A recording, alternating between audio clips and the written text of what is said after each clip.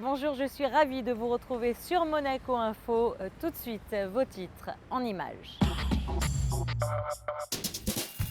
Un nouveau timbre vient de voir le jour en Principauté à l'occasion du centenaire de la Ligue pour la protection des oiseaux. Retour sur la réunion annuelle entre la direction de la coopération et les différentes ONG de la Principauté qui a eu lieu ce mardi à l'auditorium Régnier 3. Nous vous présenterons ensuite l'exposition Arbres qui se tient dans le parc du Cap-Martin. Le prince souverain a assisté à son inauguration. Et puis c'est aussi la rentrée pour les élèves et les enseignants de l'Académie de musique Régnier 3. Présentation du Cru 2012 dans cette édition. Dans le cadre du centenaire de la Ligue pour la protection des oiseaux, l'Office des émissions de timbre-poste de Monaco vient d'émettre un tout nouveau timbre. Alors, quel est l'artiste à l'origine de ce timbre et que représente-t-il? Les éléments de réponse avec Léa Bellanté. C'est le 100e anniversaire de la LPO, la Ligue pour la protection des oiseaux. Pour l'occasion, un timbre commémoratif a été créé. D'ailleurs, le prince Albert II a participé à cette célébration. Le timbre a été réalisé par Colette Turier. Cette artiste peintre est une habituée. Depuis 1989, elle dessine les timbres de la Principauté et notamment ceux dédiés à la nature. Cette année, il s'agit d'un oiseau d'une espèce protégée. La commission a bien voulu accepter de faire un timbre à l'occasion du centenaire de la LPO. On m'a indiqué donc cet oiseau, la pie-grièche, qui est un oiseau protégé, plus ou moins en voie de disparition. Et j'ai fait 3 maquettes. Il y avait également une chouette et un autre oiseau. Et c'est la pie-grièche qui a été retenue. Voilà. Parce que c'est un oiseau déjà qui est beau, mais enfin en plus qui doit être protégé, vraiment très protégé. Donc il faut en parler et le timbre est quand même quelque chose qui parle au public. Donc c'est cet oiseau qui a été choisi. La Ligue de la protection pour les oiseaux comptera à la fin de l'année 48 000 membres. C'est l'une des premières associations de la protection de la nature en France. La Principauté de Monaco et son souverain, le prince Albert II, suivent régulièrement les actions engagées par la LPO en faveur de la biodiversité. Les missions de l'association varient du procès de l'Erika à la sauvegarde des oiseaux. La première mission, c'est la protection des espèces. Ensuite, c'est la conservation des espaces, la sensibilisation et l'éducation. La LPO, à l'origine, c'était les oiseaux, comme son nom l'indique, Ligue de protection pour les oiseaux. Mais maintenant, nous sommes ouverts à toute la biodiversité. Ça veut dire que ce soit les mammifères, que ce soit l'herpétologie, que ce soit les odonates et ainsi de suite. On est ouvert absolument à tout. Donc la LPO maintenant, ce n'est pas seulement les oiseaux, c'est la biodiversité dans son ensemble. L'artiste Colette Turier expose en ce moment au Musée des timbres et des monnaies de Monaco. Jusqu'au 10 novembre, vous pourrez découvrir sa collection de peintures et de timbres. Ce mardi avait lieu la réunion annuelle de la direction de la coopération et des différentes ONG de la Principauté. Retour sur cet événement majeur avec Frédéric Elion. Comme depuis quelques années, l'auditorium Régnier 3 accueillait la réunion d'information et d'échange entre le gouvernement princier et le tissu associatif monégasque dont l'activité est tournée vers la solidarité internationale. 40 organisations non gouvernementales ont répondu présentes et ont pu échanger et poser des questions à José Badia, conseiller de gouvernement pour les relations extérieures. L'idée de la coopération qui apporte l'aide publique au développement de l'État était de favoriser le travail en commun des associations, d'identifier leurs projets et, accessoirement, si je peux dire, aider à leur développement. Bon, aujourd'hui, je crois que le but, il est moins d'aider au développement, mais il est surtout de fédérer toutes les bonnes volontés, de savoir qui fait quoi, où se portent les efforts, dans quel pays. Au programme de cette réunion, la politique d'aide publique au développement pour les années à venir et l'action humanitaire, notamment dans les pays africains. 2 nouvelles ONG monégasques récemment créées sont venues présenter leurs projets et développer des partenariats avec d'autres associations.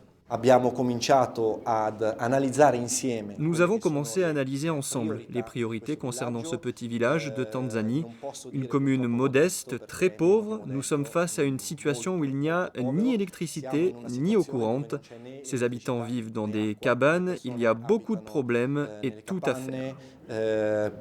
Ci sono molti problemi, tutto da fare. Énergie Assistance Monaco est une toute nouvelle association monégasque. Elle a été créée au printemps de cette année. Donc sa vocation, c'est d'apporter, je dirais, une compétence énergie au sein du tissu associatif monégasque humanitaire. Donc, comme chacun sait, donc, tous les projets nécessitent à un moment donné un volet humanitaire. Ils peuvent être aussi centrés sur l'énergie. Et donc, il nous a semblé qu'il y avait un vide en Principauté de Monaco. Et donc, nous allons intervenir dans ce domaine bien précis. L'action de la direction de la coopération internationale permet aux ONG de mieux se structurer, de travailler différemment et de mieux organiser leurs frais de fonctionnement. Dans le reste de l'actualité en bref. L'exposition du musée océanographique de l'artiste anglais Mark Quinn, The Literal Zone, bat tous les records de fréquentation. La vie est au cœur de cette exposition, véritable alchimie entre le monde de l'artiste et le monde des océans, présenté au musée océanographique. Au-delà d'une rencontre, il s'agit d'un univers partagé qui a été à ce jour visité par plus de 300 000 visiteurs. Ouverte depuis le 12 mai dernier, l'exposition The Littoral Zone refermera ses portes le 15 octobre prochain. Mercredi 12 septembre, le nouveau siège du Conseil national sera inauguré sur le Rocher à proximité de la place de la Visitation. Pour cette raison, des difficultés de circulation sont à prévoir dans cette zone. Je vous rappelle que vous pourrez suivre en direct sur Monaco Info cette inauguration qui se fera en présence du prince souverain. Une exposition est actuellement présentée dans le parc des Oliviers, le parc du Cap-Martin. Le prince souverain a assisté à son inauguration. Reportage Léa Bélanté. Des sculptures en plein air pour un mois dédié au patrimoine artistique de Roquebrune Cap-Martin.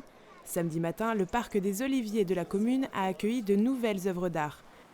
Son Altesse Sérénissime, le prince Albert II, a même prêté pour l'occasion une partie de sa collection personnelle. La présidente de l'Office du tourisme, Martine Césari, a convié pour cette journée une quinzaine d'artistes internationaux. On a eu l'idée d'ouvrir le parc aux sculpteurs, aussi aux artistes, parce que c'est un parc qui est très fréquenté par les enfants, pour les goûters d'anniversaire, etc.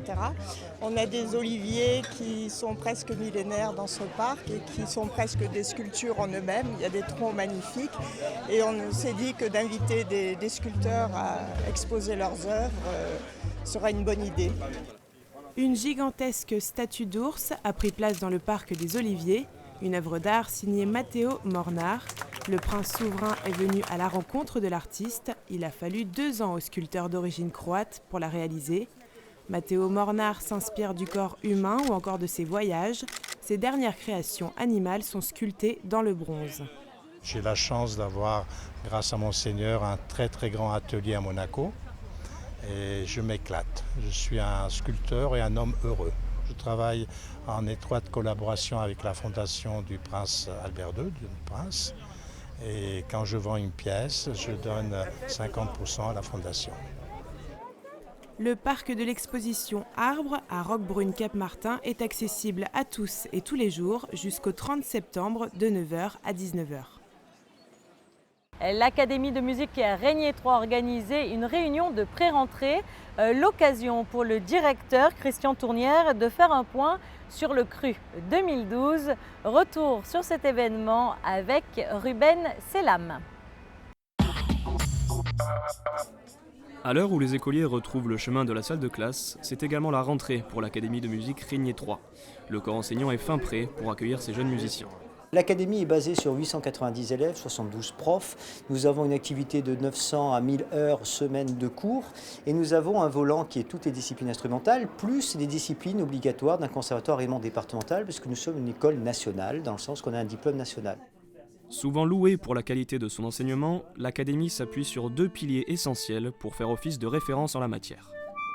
Il faut avoir une structure. La structure, si vous regardez bien la salle, c'est une structure quand même en bois, avec un beau parquet, avec des pianos, des Steinway, avec une capacité d'accueil qui est quand même limitée pour pouvoir faire un enseignement de qualité. Deuxièmement, il faut recruter des professeurs avec des diplômes et des gens passionnés. Nous avons la chance d'avoir l'Italie, la France et les savoirs qui font que grâce à cet enseignement, nous pouvons porter des horaires de cours supérieurs que dans d'autres pays et élever les enfants à un niveau de cursus adapté. Mais le rayonnement de l'Académie ne se limite pas à la principauté et s'étend même à l'international. L'Académie a un niveau communal, un niveau national et un niveau international. International, nous avons quand même la grande chance d'avoir la Fondation Turquoise avec des Mexicains qui sont recrutés à l'aide d'un programme avec l'université de l'UNAM. Et avec son président, la Fondation Turquoise, M. Maître Clérici, nous sommes descendus écouter ces étudiants. Et ces étudiants sont là pour 1 an pour pouvoir présenter ces diplômes. Donc ce partenariat est très important. Les examens d'entrée débutent le vendredi 14 septembre et les premiers résultats seront connus 3 jours plus tard. Il est à présent l'heure de faire le point sur vos prévisions météorologiques pour les jours à venir. Mercredi, changement de temps, un ciel partagé entre des nuages orageux et des éclaircies. Des rafales de vent souffleront en cours de journée. Du côté des températures, comptez 20 degrés pour les minimales et 25 pour les maximales. Jeudi, les températures seront en baisse et un risque d'averse orageuse est à prévoir. Vendredi, un temps sec et ensoleillé, néanmoins il fera frais dès le lever du jour. Samedi sera une belle journée et les températures seront agréables. Ce journal est à présent terminé. Merci de l'avoir suivi. Retrouvez votre magazine cinéma présenté comme d'habitude par José Sacré. José Sacré qui nous présentera ensuite 2 concerts exceptionnels donnés par l'Orchestre Philharmonique de Saint-Pétersbourg qui était de passage dernièrement en Principauté. À bientôt.